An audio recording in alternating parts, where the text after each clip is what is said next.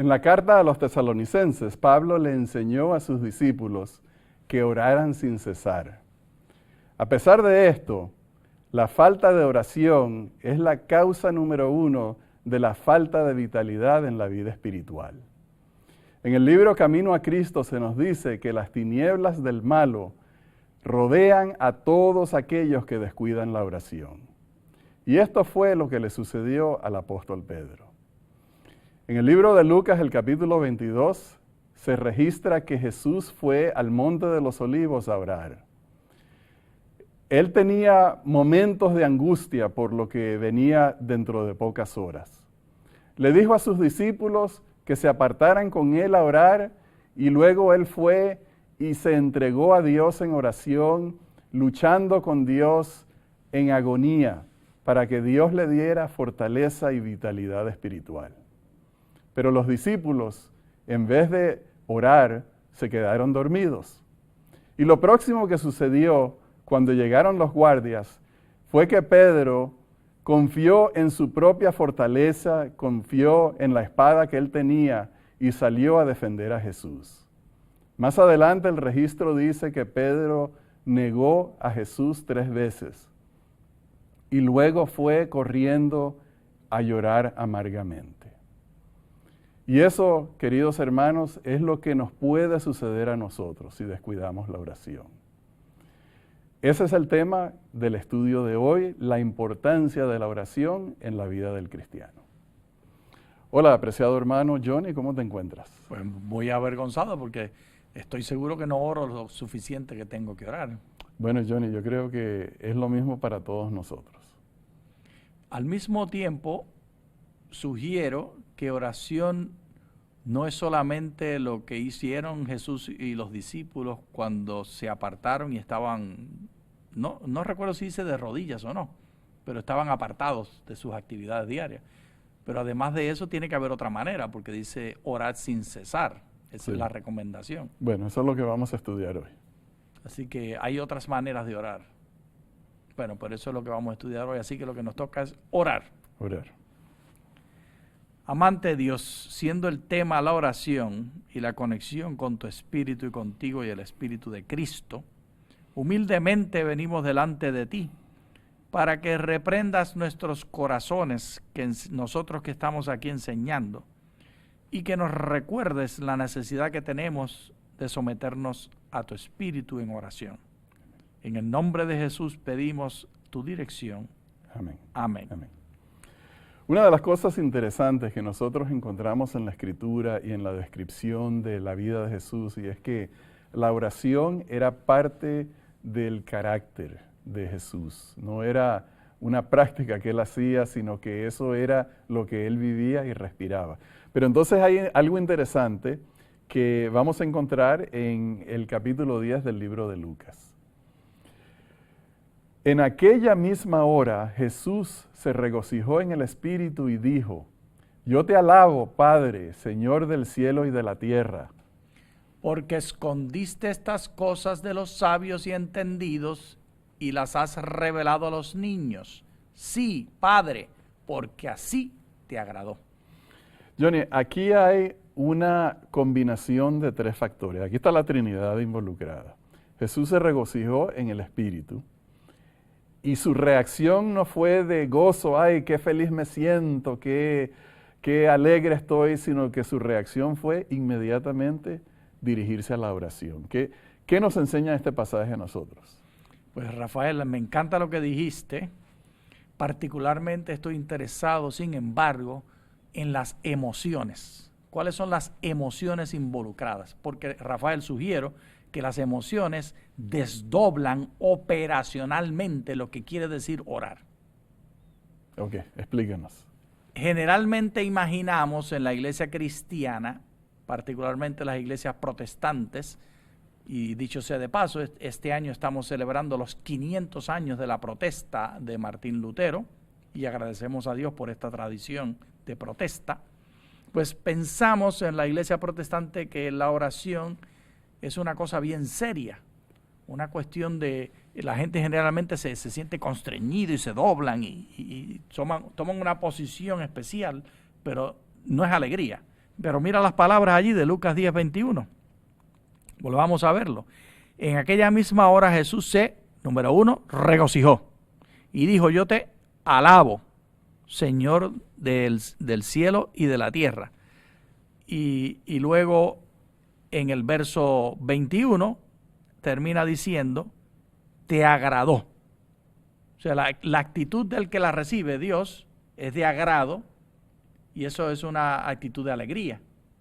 Y la actitud del que lo trae es de alegría y regocijo.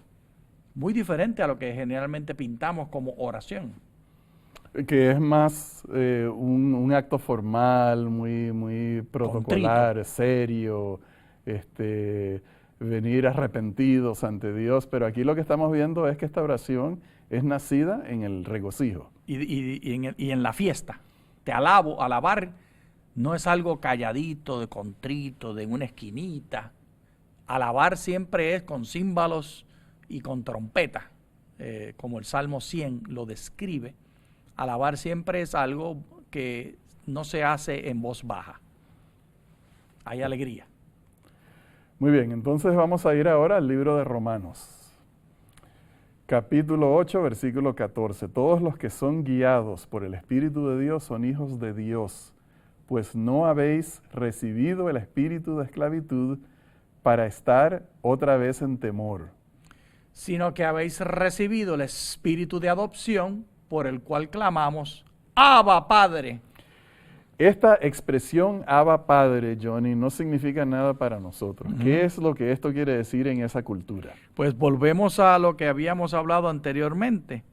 Las emociones aquí registradas, los sentimientos que describen esta experiencia. Porque para poder imitar algo, tenemos que partir de los sentimientos, Rafael. Así es que funciona el cerebro humano. Partimos de los sentimientos. Dice aquí que los que hemos recibido el Espíritu Santo estamos en libertad, ya no estamos en esclavitud, el verso 14. Y se elimina el temor. Así que lo contrario a esclavitud es libertad. Y al no tener temor estamos en alegría.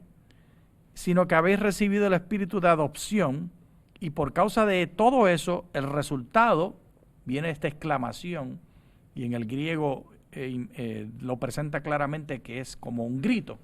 Por eso está la forma escrita con los indicadores ortográficos de exclamación. Abba quiere decir papi.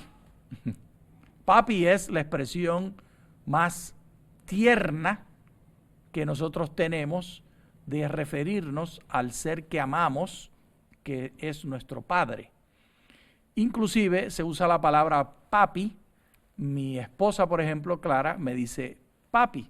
Y cuando ella me dice eso, pues me derrito yo de arriba abajo. Y lo que venga detrás, lo que ella quiera, así se hace. Eso es lo que está aquí detrás de eso, esas emociones. Tanto la emoción del niño, del infante, del menor, que ama a su padre, que está en una posición de poder, como la relación de la esposa, que derrite al esposo con amor y con el halago más grande, es decirle papi. Y eso se lo atribuyen al Padre. Así es que nos tenemos que sentir. Sí. Ahora, Johnny, aquí hay otra cosa. Este pasaje nos habla a nosotros acerca del tema de la adopción. Sí. Somos ahora hijos de Dios. Y eso nos debe llevar a nosotros a la exclamación: tú eres mi papi, tú eres mi padre querido. Tal vez para nosotros que estamos tan acostumbrados a ser circunspectos a la hora de la oración, a adoptar posiciones físicas de reverencia y vestirnos reverentemente para dirigirnos a Dios, no entendemos completamente esa indicación de que todo este proceso que el Espíritu Santo hace en nuestras vidas nos lleva a nosotros a exclamar en oración: tú eres mi Padre querido. Porque el Espíritu Santo nos lleva a la comunión con Dios, nos lleva a nosotros a relacionarnos con Dios en esa forma de gozo, de expresión de agradecimiento a Dios, porque la relación con Dios es algo positivo que nos libera, que nos adopta como hijos, que quita de nosotros el temor, y lo único que puede quedar después de todo eso es una inmensa alegría y agradecimiento a Dios. La Escritura dice que Jesús se levantaba muy de mañana para ir a orar. Especialmente nos imaginamos que los apóstoles lo veían a Él orando y aprendieron de Él. Nosotros tenemos que aprender lo mismo. El Espíritu Santo nos lleva a nosotros a tener comunión con Dios, el Padre, a través de la oración. Vamos a ir al siguiente pasaje en el libro de Romanos, el capítulo 8. De igual manera, el Espíritu nos ayuda en nuestra debilidad. Pues, ¿qué hemos de pedir como conviene? No lo sabemos, pero el Espíritu mismo intercede por nosotros con gemidos indecibles. Pero el que escudriña los corazones sabe cuál es la intención del Espíritu, porque conforme a la voluntad de Dios intercede por los santos. Entonces aquí estamos hablando de cómo el Espíritu Santo participa con nosotros en nuestras oraciones. Y Johnny, esto es un misterio. Sí. Claramente. Y el misterio ha desdoblado la cortina para que veamos el punto más importante. ¿Cuál es? Que ha decidido revelarnos Dios.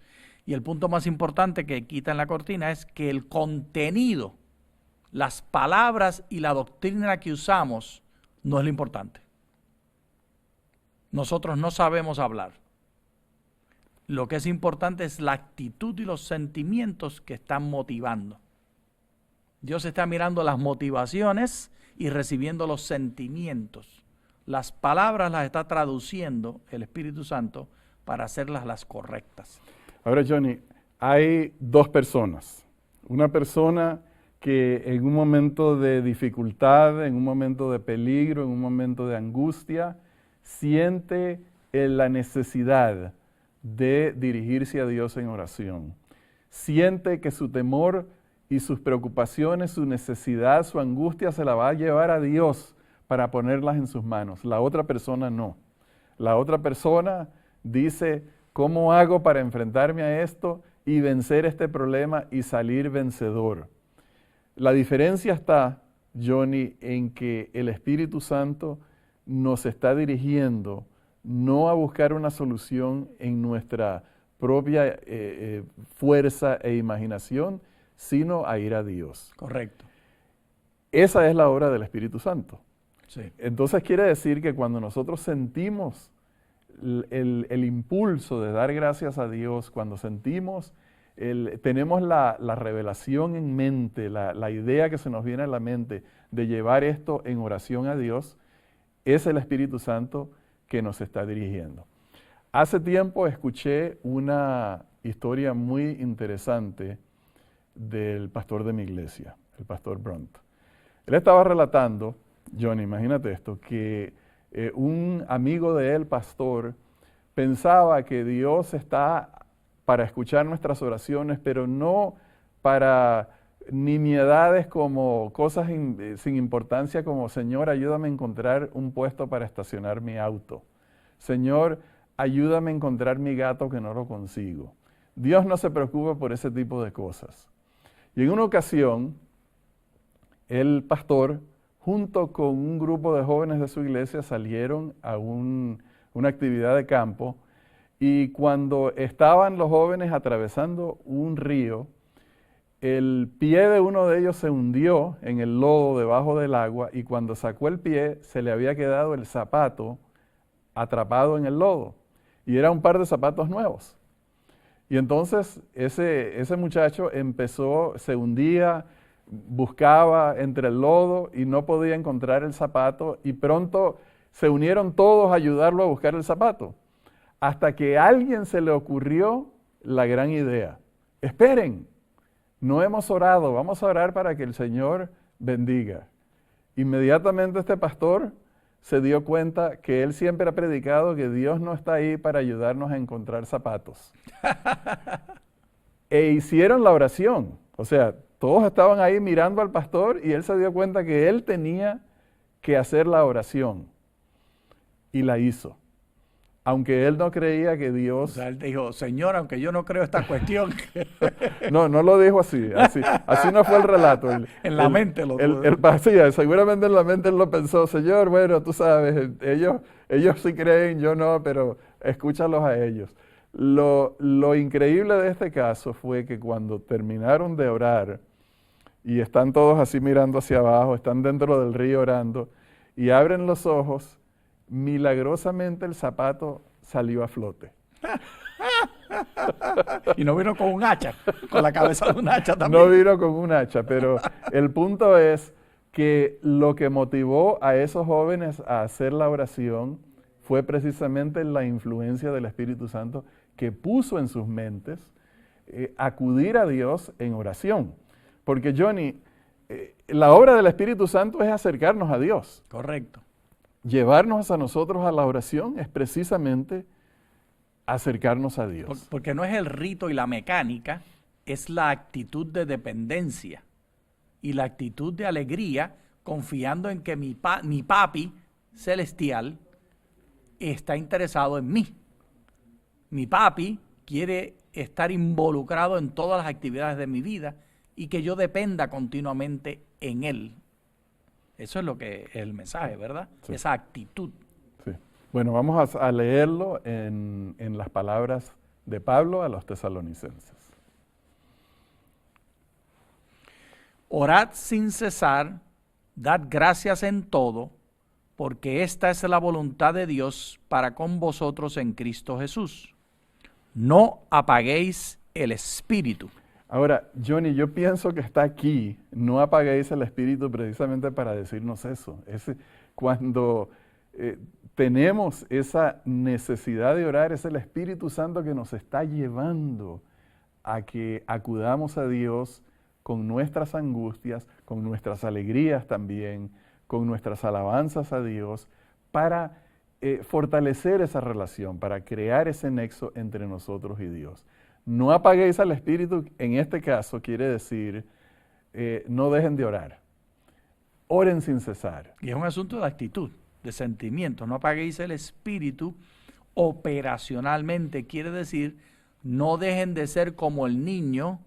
En la historia, ¿qué edad tenían? ¿Eran adolescentes? ¿Eran niños? ¿Quiénes lo que eran tipos conquistadores. Eso es, esa actitud de magia que el niño tiene, que lo llamamos imaginación y creatividad, eso tenemos que atribuírselo a Dios. Dios no es el mago, pero esa actitud de sometimiento que el niño tiene a la magia y a creer en lo imposible, eso es lo que tenemos que tener. No apaguéis el espíritu, es la actitud del niño que se somete y está dispuesto a esperar lo inesperado, porque confía. En el pastor confiaban, el pastor era el que tenía que tener la oración. Sí. Y en el pastor, porque el pastor era visto como el que tenía la manera de llegar a Dios. Sí, sí. Bien, vamos a hablar un poquito acerca de la definición de la oración. ¿Qué es la oración? Vamos a leer un pasaje en ese libro tan hermoso llamado El Camino a Cristo. Orar es el acto de abrir nuestro corazón a Dios como a un amigo. No es que se necesite esto para que Dios sepa lo que somos, sino a fin de capacitarnos para recibirle. La oración no baja a Dios hacia nosotros, antes bien nos eleva a Él. Johnny, en una ocasión los discípulos se acercaron a Jesús y le dijeron, Señor, enséñanos a orar. Sí. Lo interesante, yo quiero contrastar esto en que nosotros no tenemos ningún pasaje en que se diga, Señor, enséñanos a resucitar muertos. Señor, enséñanos a multiplicar panes y peces. Señor, enséñanos a calmar la tempestad. Y yo creo que la razón de esto, Johnny, es que cuando ellos observaban a Jesús orando, porque lo observaron en más de una ocasión, ellos vieron que el resultado de la oración de Jesús era una vida de vitalidad espiritual, de confianza en Dios, de que a pesar de que Jesús se enfrentaba a dificultades muy grandes y enemistades que continuamente lo acechaban. Jesús podía enfrentarse a todo eso y los apóstoles pensaban es debido a la oración. Y por lo tanto les dijo, Señor, enséñanos a orar. Qué importante esas palabras, Rafael. Tenemos que aprender, Johnny. Sí, estoy de acuerdo. Sí. Eso, no había yo capturado esta visualización. Me encanta lo que estás diciendo. Y la respuesta era, todo lo hace Jesús por la conexión con el Padre, por esa actitud continua de oración y por la oración que contiene ese nexo entre el Padre y Jesús. El camino a Cristo continúa explicándonos a nosotros cómo era la vida de oración de Jesús. Página 93. El Señor Jesús mismo, cuando habitó entre los hombres, oraba frecuentemente. Nuestro Salvador se identificó con nuestras necesidades y flaquezas. Al convertirse en un suplicante que imploraba de su Padre nueva provisión de fuerza para avanzar vigorizado para el deber y la prueba, Él es nuestro ejemplo en todas las cosas. Como humano, la oración fue para Él una necesidad y un privilegio. Encontraba consuelo y gozo en la comunión con su Padre. si el Salvador de los hombres, el Hijo de Dios, sintió la necesidad de orar, ¿cuánto más nosotros, débiles mortales, manchados por el pecado, debemos sentir la necesidad de orar con fervor y constancia? Aquí hay 4 mensajes para nosotros y los voy a leer de nuevo. Número 1, Jesús oraba frecuentemente porque Él lo consideraba una necesidad y un privilegio. Ese es el punto número 2. Número 3 es que Él sacaba fortaleza, vitalidad espiritual de esa práctica. Y la cuarta es no vamos a decir un reproche, Johnny, sino una especie de llamado a nosotros. Si Él, que era el Hijo de Dios, sin pecado, necesitaba orar, entonces ¿cuánto más nosotros? Y ahí es donde tal vez nosotros necesitamos cambiar y mejorar nuestra vida espiritual. Rafael, aquí siempre procuro enfocar cómo funciona operacionalmente. Vamos a desdoblar estas palabras, porque decir necesitamos orar para mejorar la vida espiritual tiene 2 palabras que hay que desdoblar: orar y espiritual. Al desdoblarlo, yo sugiero que lo que estamos diciendo es necesitamos sentir la necesidad de estar en comunión con Dios. Necesitamos sentir, experimentar en nosotros el placer y el gozo y la alegría que se siente al estar en la presencia de Dios a través de lo que llamamos oración. Y lo de mejorar la vida espiritual, mejorar nuestra actitud y nuestra manera de ver a los otros seres humanos y lo que nos toca a nosotros en la vida. Así que desdoblamos esto para hacerlo práctico y poderlo coger con las manos en la vida diaria. Sí. La oración no es otra cosa sino los sentimientos y la actitud que hemos estado describiendo. Y la vida espiritual no es otra cosa sino la forma como yo te veo a ti y cómo me veo a mí mismo, cómo nos tratamos. Claro, ahí tenemos que añadir también la respuesta de Dios, ¿verdad? O sea, la oración activa el poder de Dios, lo desenlaza en nuestra vida para darnos poder. Pero vamos a ver cómo, utilizando tus palabras de operacionalizar, cómo lo puso Jesús a sus discípulos en el libro de Lucas capítulo 22. Versículo 39 dice, salió y se fue como solía al monte de los olivos y sus discípulos lo siguieron. Cuando llegó a aquel lugar les dijo, orad para que no entréis en tentación.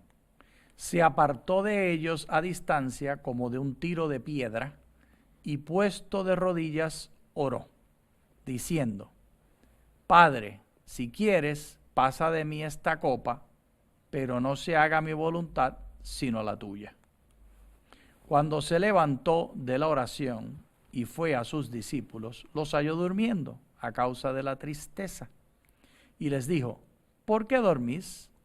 Levantaos y orad para que no entréis en tentación.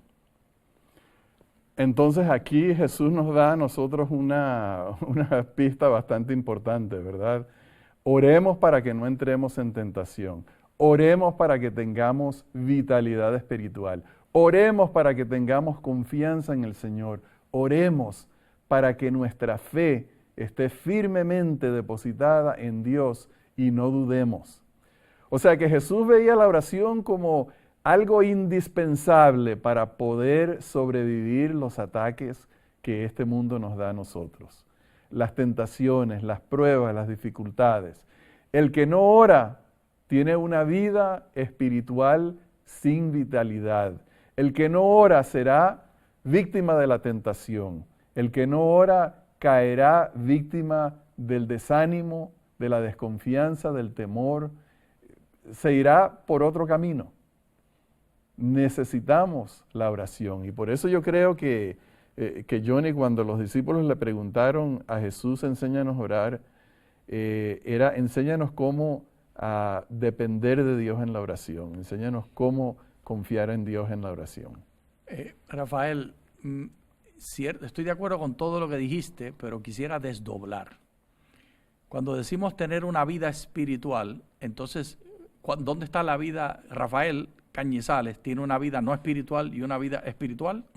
Bueno, es la vida. Es un decir, es la vida. Correcto. Sí, entonces, es nuestra vida, sí. Entonces, lo que estamos hablando, Gracias, sí. La vida espiritual de Rafael es cuando él está en la oficina, cuando Exacto. él está con su esposa, cuando él está de rodillas, cuando él está en la iglesia y cuando está grabando el programa Perspectiva Bíblica. Excelente punto. La vida espiritual no existe, es la vida. Gracias. La vida, sí. Por eso desdoblemos. Sí. Y la oración resulta lo mismo, hay que desdoblarlo. Cuando Pablo nos dijo que orar sin cesar, Jesús estaba orando, es como niveles de comunicación. La oración, cuando decimos estoy orando, es una actitud, una manera de sometimiento continuo a Dios. Y hay, por supuesto, a diferentes niveles de sometimiento. Una forma es cuando estamos de rodillas y solamente la manera, ¿por qué nos arrodillamos y cerramos los ojos? Es para estar concentrados. Sí. Es como aquí tenemos 3 cámaras. Entonces, a veces yo estoy hablando solo a la cámara, a veces estamos hablando los dos a la cámara del centro y a veces Rafael está hablando solo a su cámara. Entonces, esto es lo mismo lo que estoy hablando. Es cuestión de dónde ponemos el foco de atención. Ser espiritual no es cuando estamos solitos hablando de rodillas, es la manera de vivir que es todo el tiempo. Y nos arrodillamos para concentrarnos aún más. ¿Tiene sentido? Sí, por supuesto. Y Johnny, como dice el apóstol, orad sin cesar. Eso nos dice a nosotros que la oración no es una ceremonia, no es un acto, sino que la oración es un respirar, es un existir, es un estar despiertos. En todo momento, oremos, nunca cesemos, estemos en comunión con el Señor. Bien, apreciados hermanos, estamos ya llegando al final de este estudio. Para la semana que viene tenemos el estudio que habla acerca de entristecer y resistir al Espíritu Santo. Nosotros no queremos hacer eso, así que los invitamos para que nos acompañen también en ese estudio. Y Dios les bendiga abundantemente. Muchas gracias.